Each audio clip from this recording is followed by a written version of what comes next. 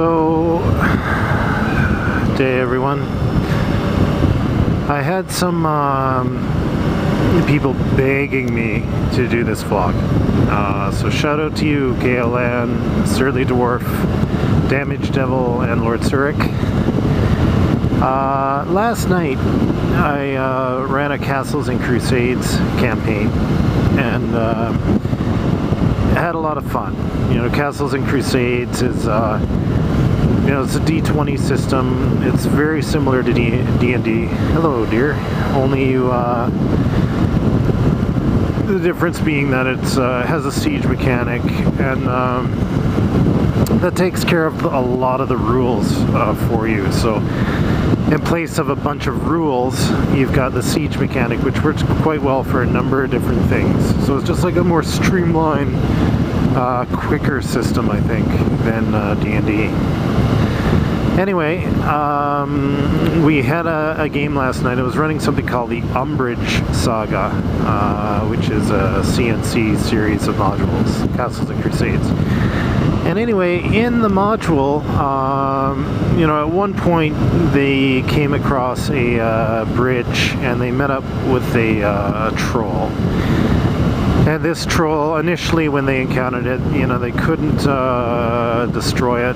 They had a battle, they chose to flee, and the troll stalked them through the mountain pass for days. Ate an animal companion at one point, and finally they got out of the mountain pass into a town where the troll wouldn't follow, for obvious reasons, militia and whatnot. So anyway, they go back to that pass, trying to find, it's in the Blacktooth Ridge in Aird, which is the official world of Troll Lord Games, Castles and Crusades. Anyway, they go back and, they meet the troll again, and they come up with a really good plan of action, plan of attack to try to take out this troll.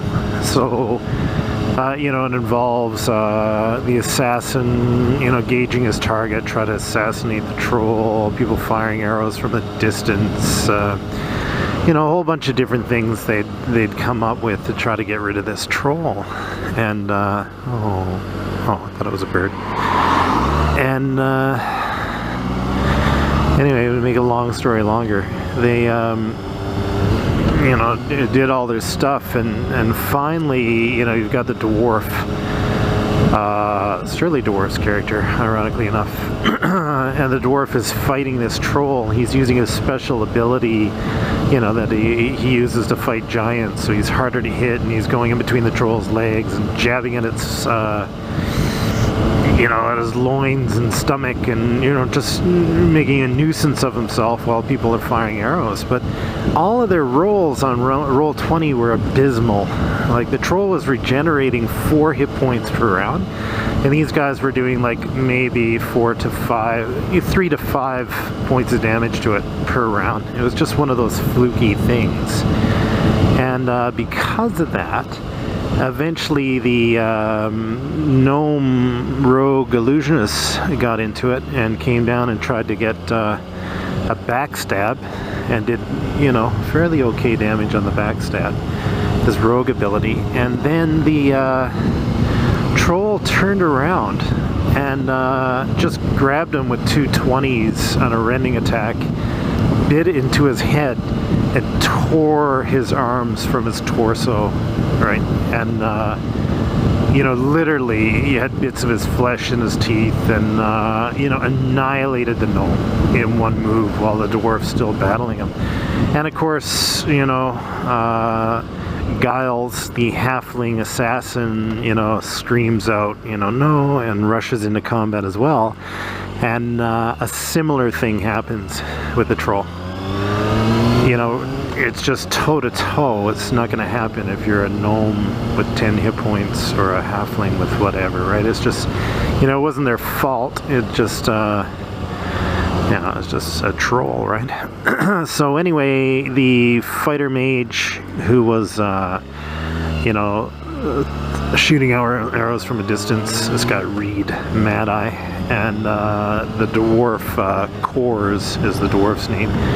You know, Kors drinks a potion of invisibility, yells, "Let's get out of here," and Reed takes off down the mountain pass, races away. The dwarf, you know, the troll is, here's my troll sound. Yeah. The troll is going crazy, trying to destroy the dwarf, but I can't find him. You know, I can smell him, but of course the breeze is coming down with the river. You know, this fight was all in shallow water, in a river. And the troll is looking around, and the breeze is coming down and getting rid of the scent. So eventually the troll, in frustration, you know, fishes these bodies out of the river of the halfling and the gnome and starts, you know, chowing down on them, making a feast, right? While the guys go up through the mountain pass and have a retreat, you know, huddled in the dark, you know. So, you know, this comes to my point. I guess my point is character death. How do you guys handle it? You know, it's DM style, right? Dungeon Master style, or in the case of Castle Crusades, you know, Castle Keeper's style. And it's the same thing, right? So what's your style? For me, I like let the dice lay where they may, right? So if I roll everything in front of the party, and let them see everything, because I like to feel like I'm a narrator for the game and a true referee, as opposed to a god who decides what happens, and it happens. You know, things are going too bad for the party. All of a sudden, you know, a bunch of paladins going on a retreat walk by and save them. Like, I'm not that guy, right? I'm not that guy. I find that boring and uninteresting for me. I don't want to decide. I don't want to know what happens, right? I'm cheering with the party to try to have them survive, and wincing with them when they mess up their rolls and when I get good rolls, you know. But I find it adds to the interest of the game, right, for me, because when I play, I don't know what's going to happen either, right? I can set up the scenarios, but I don't know how they're going to fare. Right, I let the dice fall where they may. So that's my question to you guys then. I guess it's a style of GMing question. How do you do it if things are going too hard for the group? Do you have a bunch of, you know, clerics show up and save the day? I don't, right? There are no griffins or rocks flying through the air that suddenly happen upon it. Now, if I were to do something like that, right, I would put it to a dice roll. What I like to do is, if something's uncertain in the game, I'll roll a d6 often, and if it comes up 6, something beneficial happens for the party. If it comes up 1, something terrible is afoot, and if it's anything in between, it's just nothing, right? And I do that all the time, you know, and I like that. I like that variability. I like the fact that I'm not sure what's going to happen, right? I don't know what's going to happen, and I love that. So yeah, how do you guys do it? That's my DMing style, I guess, and people really like it because they know that if they earn something, they actually earn it. Now, I'm not out to kill the party, but if there's a hill giant living up on the hill, and I roll my little d10 and it signals an encounter, a 1, and I roll my little d20 and it comes up hill giant, you know, granted they're probably going to see the hill giant from the distance. You know, I don't think many hill giants are that apt to sneak up and be stealthy. But they're going to know there's a hill giant, and they might see tracks of a hill giant. So if they go to chase the hill giant, they've got to deal with a hill giant, and they've got to suffer the consequences of chasing down a hill giant. I like that, right? So I'm not death DM, but I like to think I'm fair DM, and fair to the monsters as well, right?